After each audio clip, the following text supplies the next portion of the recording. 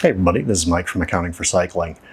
Today we will be going over the Acer Predator Orion 5000, which is a pre-built gaming desktop that I received through Best Buy's invitation-only Tech Insider Network.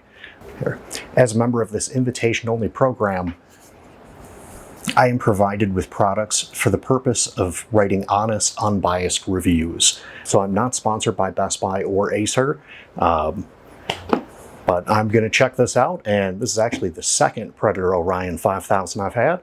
About a year ago, I had last year's version, which had a 12th gen i7 Intel processor in it, and so I basically just harvested all the good guts inside of it and put it inside of my main rig, and it works phenomenal. Sadly though, I accidentally deleted all of the footage, so wasn't able to actually make the video. But inside of this box here, which is actually the motherboard box of my old system, we've got this guy, the brains. You can kind of see in there, it's missing the Intel processor, but we do still have 2 sticks of 8 gigs apiece DDR5 RAM. So that's nice. We should be able to reuse that in this big fella. So it's a pretty hefty case. Looks and sounds like it made it in here just fine. So, we'll obviously see in a moment. But kind of the big specs on this one is it's a 13th gen Intel Core i7 13700F, 16 gigs DDR5 RAM at 4400 megatransfers a second, an NVIDIA GeForce RTX 3070 with 8 gigabytes of GDDR6, integrated LAN, Wi-Fi 6, Windows 11 Home comes pre-installed, and if I remember right from last year's version, not all that much kind of pre-built bloat. So I definitely remember it whooped my old system, which was a Ryzen 5 3600. So we'll see. I do still have the screen grabs of those results, so we'll check those out, compare, contrast. I've heard great things about the 13700 series and the massive improvement it's had over the 12th gen. So what we'll do is grab my handy Gerber here, and you know what? We're going to do this the kind of normal way.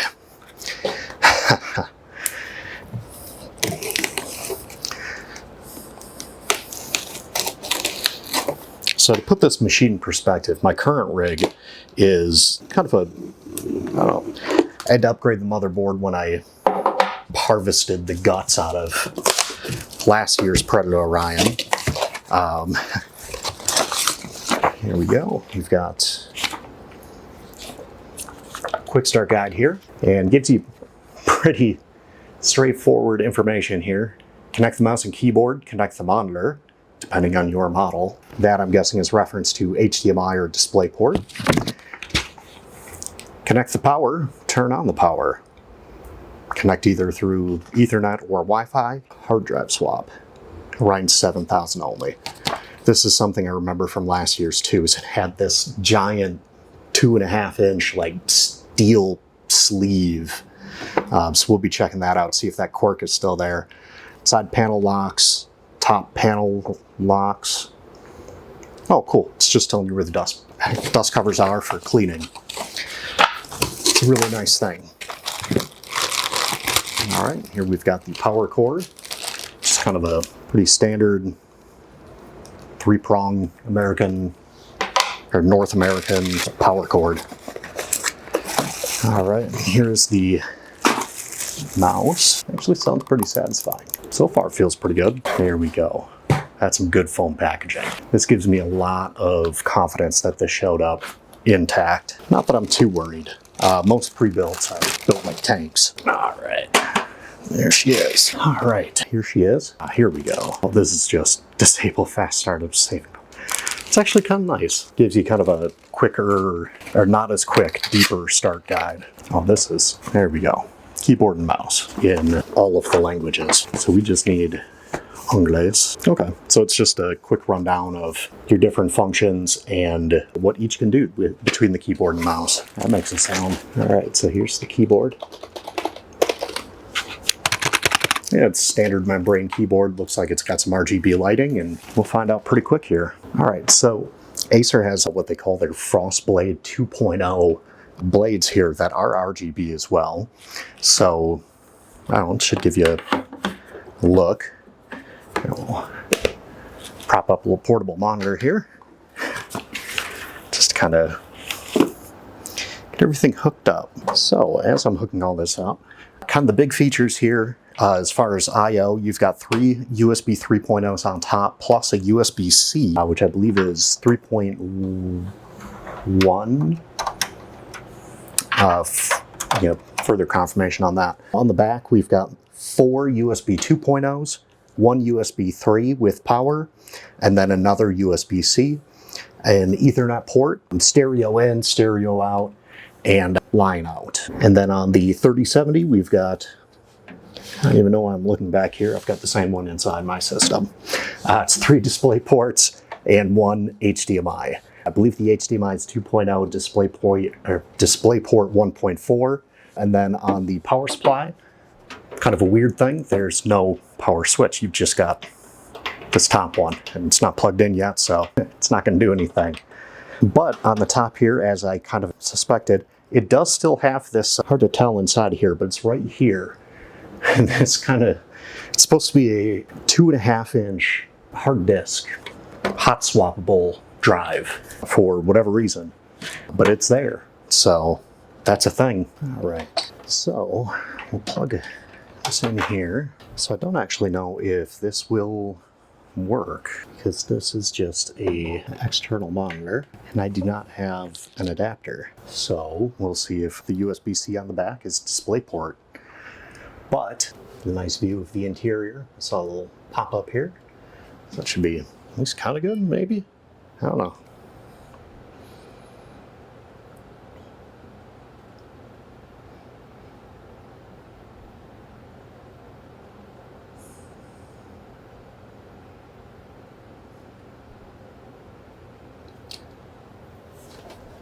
I don't think it's going to work. I should have set that into this. I don't think it's going to work. But you can definitely hear how quiet it is. And the RGB is, I don't know, it's not bad. One really weird thing though is the RGB on the motherboard are just LEDs shooting straight out. You can change the colors on these, which is nice. But yeah, it's one of those kind of weird things of they wanted to add a little bit more flash to it. And so the LEDs across the top and bottom of the RAM, instead of putting RGB on the RAM, it's on the motherboard. An interesting fix for it. And then underneath the graphics card, same thing. So yeah, that's, I would say weird, but an interesting take. So this is not going to work. So I'm going to just kind of quickly, oh yeah. All right. So kind of, look at that. It works. All right. Well, so that was just kind of the only test I really wanted to do with the monitor, aside from actually setting it up here. But you can also kind of get an idea of the RGB, the keyboard, which probably has some kind of hotkey to actually change what it does. And on the mouse, it's actually pretty subtle. Everything came out one piece, looks good, powered on, so that's a plus. We'll come back to that. Not the temperature. All right, so hopefully this thing doesn't overheat before, or the camera doesn't overheat before we're done in this walkthrough. We'll pop the side, of course. So something that's pretty common in a lot of different pre-builds is they kind of overbuild the structure of it. So you've got like, be able to see once this tempered glass side panel comes off here, the GPU support bracket, like that thing's not going anywhere. The cooler's even kind of overbuilt, probably still not the greatest, but like more than functional. The case itself, it's very much function over form. And that also includes screws to keep the side panel from popping off in transit. Ooh.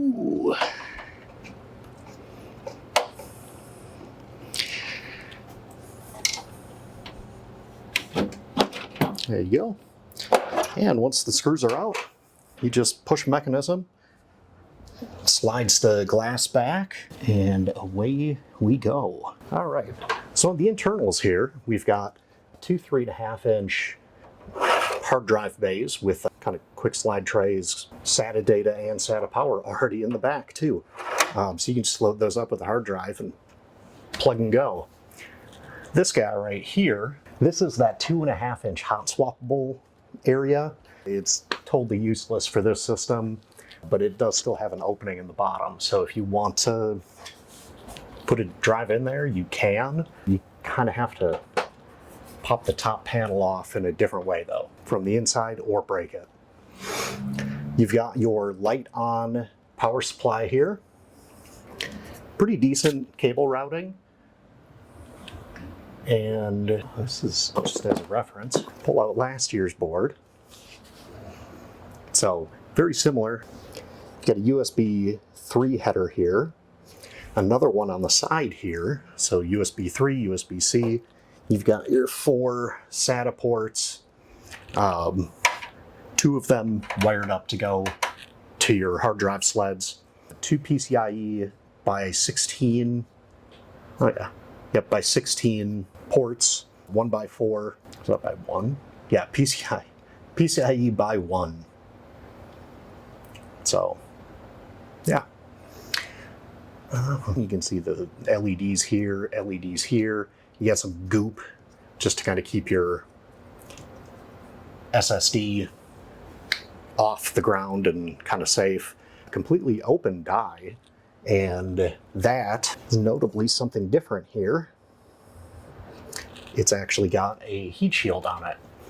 And then graphics card, looks like it's probably the same, but this is kind of neat. The RAM, ADATA, 8 gig sticks, 4400 megahertz, or sorry, mega transfers versus last year's green PCB DDR5. So maybe that's just difference of timing, where memory prices for RAM have kind of come down, stabilized quite a bit for DDR5 versus last year. I mean, this even has a black PCB to match the black PCB in the computer instead of just being a green sore thumb. So that's a very interesting take here, or a very interesting change here, and it's even labeled Predator. So, nice move, Acer. It's just one of those kind of nice quality of life change things where your pre-built system just looks nice out of the box, whether it is or not. So far, it looks great. Last year's was great too. I just wanted my own kind of custom superpower system, and that's why I took its guts. Again. And that might actually happen with this one. So this system might actually end up being the same in effect as last year's, just with this nice heat spreader right on the a heat spreader on the RAM, and I think that might even be a different cooler. I don't know if I actually saved the cooler. I think I threw it in with when the person purchased my old system, my Asus B450 and Ryzen system. I just kind of slapped it in here. So the really nice thing about this case is it has pretty good airflow. The whole top is just open. It's not the best kind of way to do it. It's actually 2 layers plastic and then a steel layer, and it's just got holes drilled in it. But it at least allows air to go through. Back panel is kind of obviously made to allow a lot of airflow. But the front here, and this actually, I'll turn it on so you can see, this is all plastic and acrylic on the front. Okay, I use that kind of light blue color. I don't know, I like that coloring, so I'd probably keep it that way anyways. But something about the Acer Predator lineup just always screams green. I don't know why. At least to me, it screams green. But so this whole front is plastic and then a metal mesh on the outside. So you have pretty good airflow coming through here, and it's a solid like 2-inch front gap. So you've got tons of space. And then on the bottom, it is kind of a shallower field down here, so you're not going to get a ton of airflow to your power supply, but it's still a good amount. And then also too, you do have a removable dust filter on there. So definitely seems as though Acer is learning a lot of lessons, taking a lot of the feedback. I mean, this is by no means a cheap system. I believe I've got Best Buy's website here because since I did receive it through the Tech Network, I have all the information right in front of me. It's $1749.99 regularly. With the guts that you get inside of it, like you have a very nice expandable system. You've got a USB-C header there, another NVMe SSD drive slot, and it goes off to the side here. That's another one of those kind of quirks of it. The main one is a 1 terabyte SSD, and it's just kind of right, I don't know, that's kind of the usual spot for primary SSDs. It gets direct channels or direct lanes from the processor. The Intel i7 13700F, it's a very beefy, very, very competitive processor. 16 gigs DDR5, and there's 4 total slots of dual channel. So you can kind of, I don't know, sky's the limit. DDR5, I've noticed, is usually sold in, I don't know. I have 64 gigs in my system, but so if I wanted to, I could put these green PCBs in here, and we'd have 32 gigs right off the bat. So that's definitely nice that they give you that expandability. They're just using standard fan headers, and then you've got your RGB specifically set up here. It is a Acer specific motherboard, so they do have kind of their pre-built stuff in it. But you can continue to use it if you want. And the chassis itself, you can see, accepts ATX on down for motherboard sizes. So you can keep expanding if you want, including like a full ATX board here, as where the one that's in here is, what's that, mini ATX? Oh, I'm not too big on the different ones. It's not a full-length board, but they give you a lot of good expandability. It seems like it's a really good value, especially if you can get it on sale. Trying to source the parts on their own, even for $1,750, is going to be a little bit of a challenge. And when it goes on sale, which right now it's for $1,300 US, if you can catch it at that, like that is a killer deal, because this 3070, I mean, that's going to set you back half that right there. The 13700F is probably about 400 right now, maybe 350.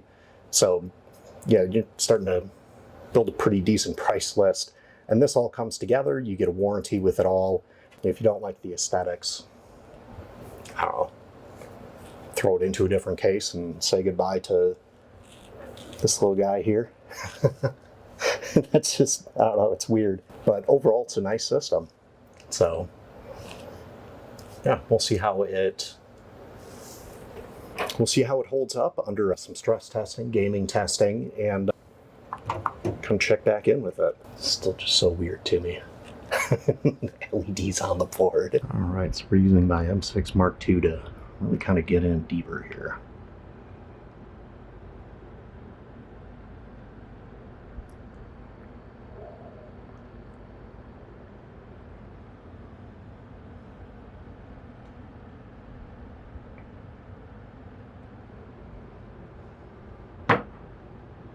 Oops.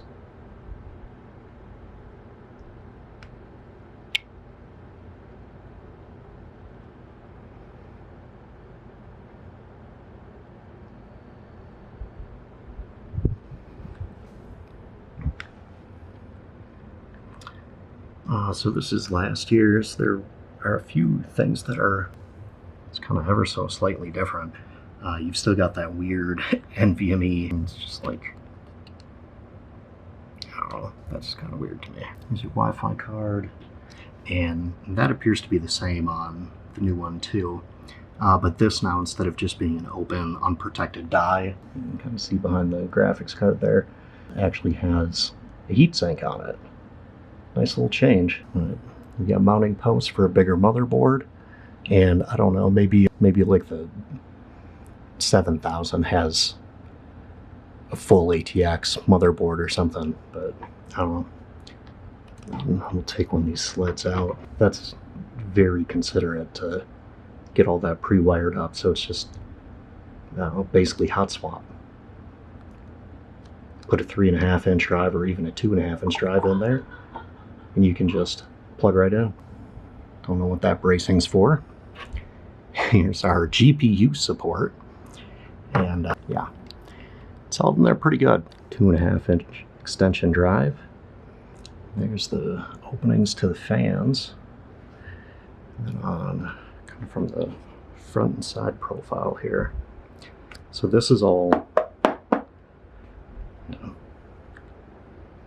just clear, but then this, it's nice. Then you get a little light up power button. Here's your top I/O, headset, microphone, USB-C, 3 USB 3s. This is the 2.5-inch slot. It's just boxed off. On the 7000, the picture looks like you just like push a button and it pops up like a toaster. And you've got the top panel here, ignore the screwdriver. So quite a bit of good airflow. All right, so tempered glass side panel. It's got these hooks on the bottom. You just kind of pop it in, slides on. And you've got another nice touch here too, the Acer Predator logo.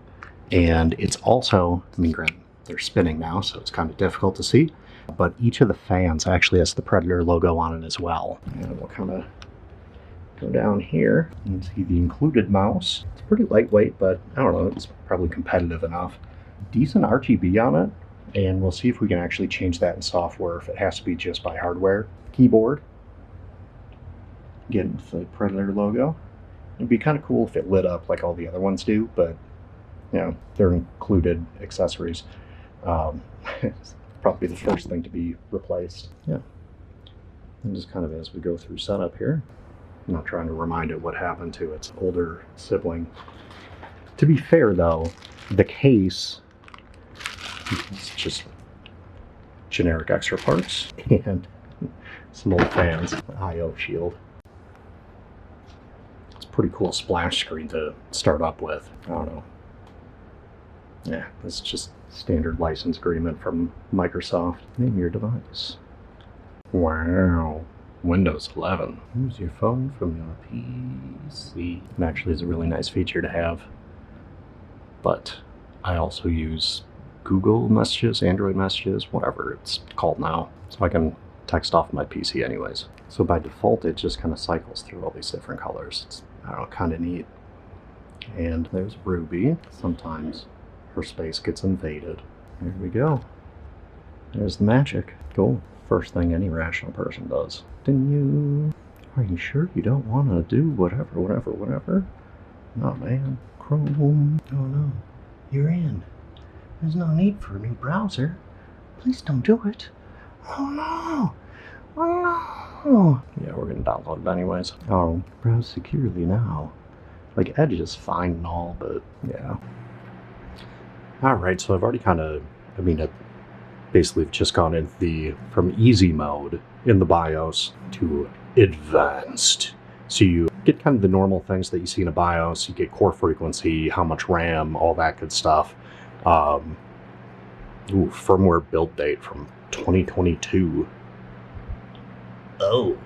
System BIOS build date, though, is 2023, but February. But so if you go into advanced, you've got CPU chipset configuration, resizable bars on by default. That's nice. Same with basically anything that you do with virtual machines. Not that that's hugely kind of a thing, but yeah, it could be. Especially if you want to run multiple versions of Windows or Windows and Linux. But you can also set your efficiency cores 0 to 8. So that's kind of cool.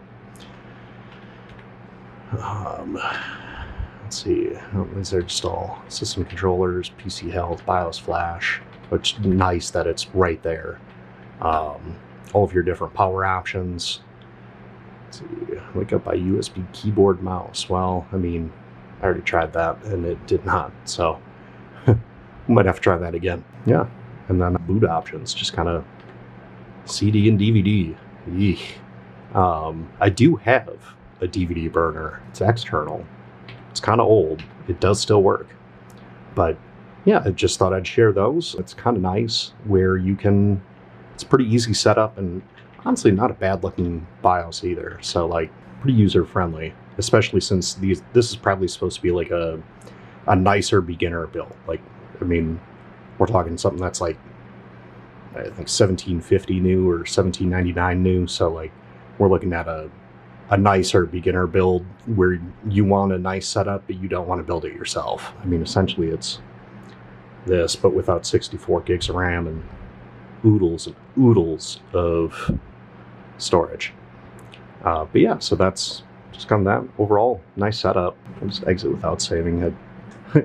I don't think I changed anything, but just in case. But we'll just kind of go through the boot up process here then. And so for my testing, it's got a nice little splash screen too. Kind of hallmark of any pre-build, but I mean, mine just fires up with a gigabyte. So, I mean, yeah, there you are. There we go. And so this is the default background. I'm using the Acer Predator included keyboard. It's fine. Good enough to work with. And the included mouse. The mouse I'm actually finding kind of nice. Weird quirk. The front side button is back, and forward is the back side button. Very weird. Okay, so I'm trying to make this as readable as possible. It is in 1440p, and I mean, it's a 3070 with a 13th gen i7, so like it should have no problems. But so this is Predator Sense. It's much like any of the other pre-build, or like with Asus, they always want you to get their ROG, whatever, Command Center, Alienware's Command Center, whatever ROG has, where it just gives you like kind of system vitals. You get different lighting profiles, which you can build up. Pulsar lighting is just the, it's where you set up your lighting profiles. So these are the system itself. Let's see if we can see it through here. Ignore the cable mess. So as I click through these, you can see it's a pretty good variety of, and then of course you can build your own too if you really want to. The motherboard LEDs, you can set these up on its own. It says it is recommended that you can turn on off CPU LED of the motherboard according to your CPU fan lighting effect. Sure. So those are those LEDs that are like embedded into the board, but you can also set it up globally too. And so like you set up the actual motherboard LEDs. This is the fan one. Click into, let's see, no, that's the same one. I thought it said you're supposed to, somewhere, I believe you're supposed to be able to set your keyboard and mouse lighting in here. I haven't quite found it yet. But yeah, and so you get sound profiles. No, that's for gaming. Their Planet 9 thingy, setting temperatures. So, ooh, and your fan. So gaming, we'll click that and then go to fan control. It just fires them all up full speed.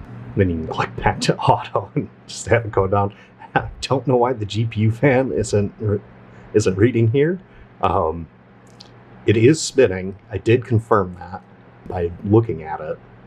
But yeah, I mean, overall you get a nice setup. I'm still a big fan of either using GPU ID or just run the good old task manager. It doesn't give you a whole lot for system vitals, but can at least see the GPU's at 29C.